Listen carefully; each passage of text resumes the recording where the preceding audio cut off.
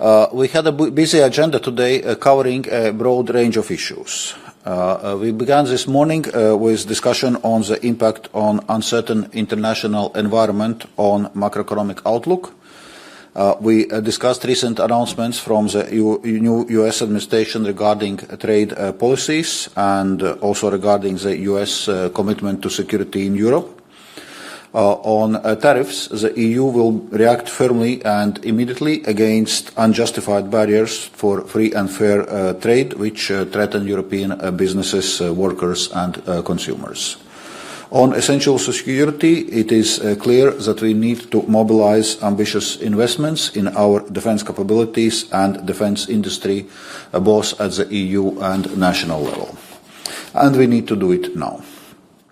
The EU will continue to insist on the benefits of multilateral cooperation and rules-based global system. This will also be our key message that we'll bring to the upcoming G20 meetings in Cape Town. We also discussed the new US administration's announcements in relation to the OECD global tax deal. We especially regret these announcements given that the US and EU have always shared the same interest in curbing profit shifting to low tax jurisdictions. Profit shifting and tax avoidance deprives both jurisdictions of tax revenues in a similar way.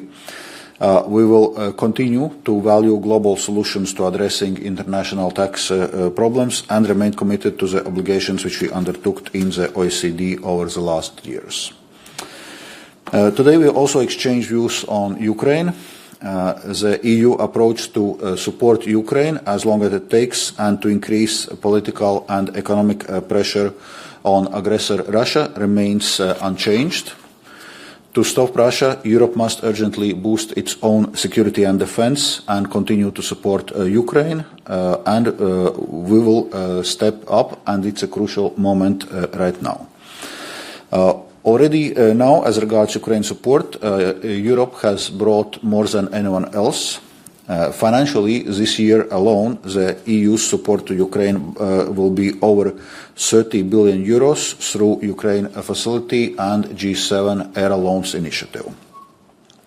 As we are approaching the third year mark since Russia's full-scale invasion, we are preparing further measures to hit Russia following the extension of sanctions on 27th of January for another 6 months.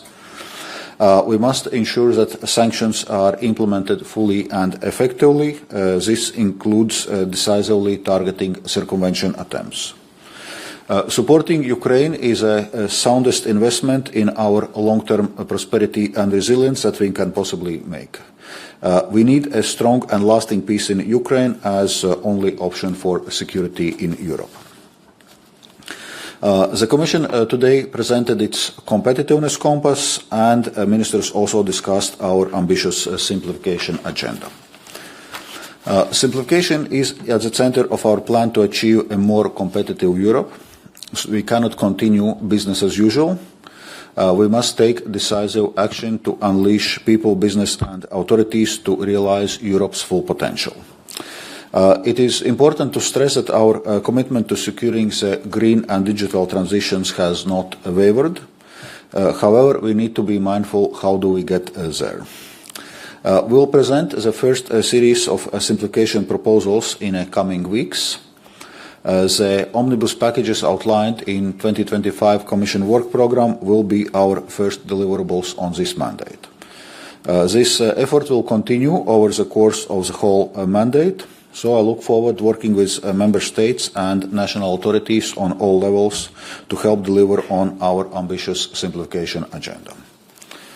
Then on our economic governance, following Commission's positive assessment, today's meeting endorsed Hungary's medium-term fiscal structural plan and issued a revised recommendation under the excessive deficit procedure to reflect the plan. So now it's time to deliver. All 22 member states where Council has adopted its recommendation on medium-term fiscal structural plans should now focus on implementation to achieve the fiscal trajectory and deliver on investment and reform commitments reflected in the plans. The Commission will present its first assessments as part of European Semester Spring package based on progress reports submitted by Member States by the end of April. Then the Commission provided our regular update on progress with implementation of Next Generation EU and Recovery and Resilience Facility.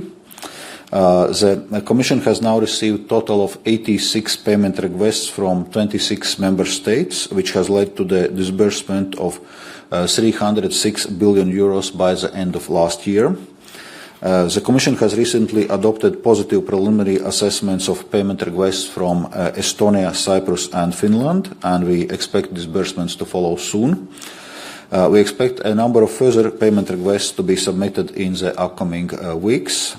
And I would like to welcome today's endorsement of revised plans for Latvia and Belgium.